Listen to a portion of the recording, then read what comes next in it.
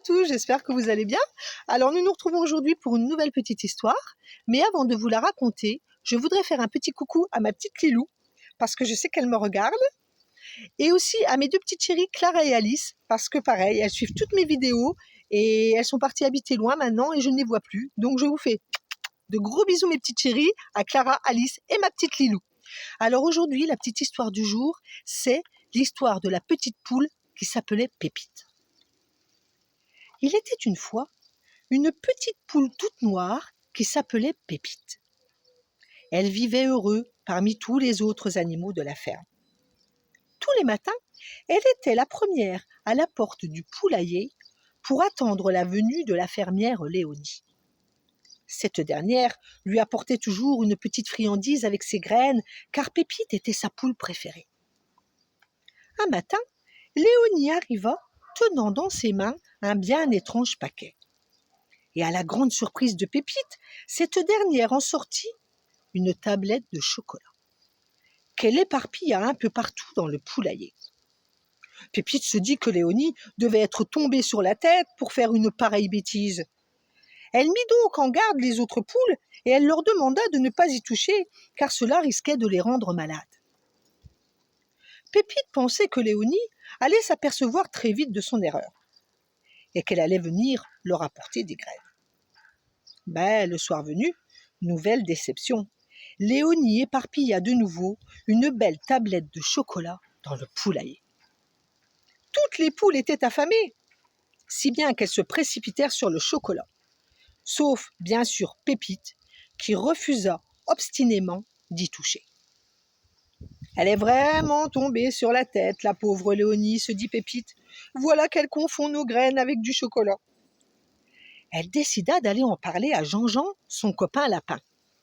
Ce dernier était très intelligent, et il saurait sans le moindre doute lui dire ce qu'avait la fermière pour se comporter ainsi. « Attends, tu me dis que Léonie vous donne à manger du chocolat à la place de vos graines, dit-il stupéfait. Mais qu'est-ce que tout cela veut-il bien dire ?» Il se mit alors à se gratter le front de sa patte pour réfléchir avant de s'exclamer « Ça y est, j'ai compris !» Et il se mit à rire aux éclats. Il riait tant qu'il se roulait dans le foin en se tenant les côtes de ses deux pattes. « Bon, ça suffit maintenant, Jean-Jean, lui dit Pépite furieuse. « Dis-moi, tu sais quel jour on est demain, jeune poulette, lui demanda-t-il. « Bien, demain, c'est dimanche. »« D'accord, mais dimanche de quoi ?»« Dimanche, tout simplement, s'énerva Pépite. »« Eh bien non, ce n'est pas un dimanche comme les autres, figure-toi. C'est dimanche de Pâques. »« Et tu sais ce qu'il y a le dimanche de Pâques ?» lui demanda Jean-Jean en la fixant droit dans les yeux. Soudain, Pépite comprit. « Oh non !» dit-elle en colère, « cette idiote de Léonie veut nous faire pondre des œufs en chocolat. Voilà pourquoi elle nous en fait manger à la place de nos graines. »« Oui, et elle va sûrement venir demain matin faire sa récolte, lui dit Jean-Jean en se remettant à rire. »« Eh bien, elle va voir ce qu'elle va voir, répliqua Pépite furieuse. Si elle croit qu'elle peut se fiche de nous comme ça, elle va être prise à son propre piège. » Elle reprit vite le chemin du poulailler pour raconter toute l'histoire aux autres poules. « J'ai une idée, leur dit Pépite.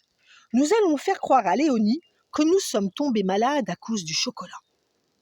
Cela lui donnera une bonne leçon. » Elles se couchèrent donc la tête sur le côté, les yeux fermés, et attendirent son arrivée.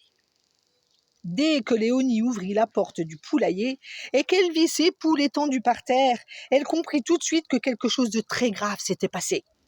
Elle courut paniquer jusque chez elle pour prévenir son mari et en oublia de refermer la porte derrière elle.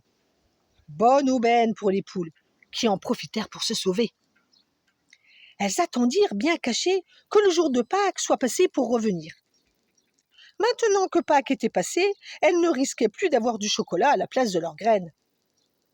Quand Léonie les aperçut, elle les accueillit les bras ouverts, trop heureuse de retrouver ses poules, et elle leur fit la promesse de ne jamais recommencer à leur donner à manger du chocolat. Pour se faire pardonner, elle leur offrit un gros sac de graines. Ainsi donc, toutes les poules restèrent à la ferme, sauf un jour dans l'année. Vous savez lequel, les enfants? Quel jour dans l'année les poules ne restaient pas à la ferme? Eh bien, le jour de Pâques, car Pépite avait bien trop peur que cette folle de Léonie ne recommence à leur donner à manger du chocolat. Voilà mes petits chéris, eh bien j'espère que cette petite histoire vous a plu, et vous par contre vous pouvez en manger un peu du chocolat, mais un petit peu seulement, hein. Attention les coquins, hein. Allez, je vous fais des gros bisous, et je vous dis à bientôt dans les contes de Valérie, Mimi Souris.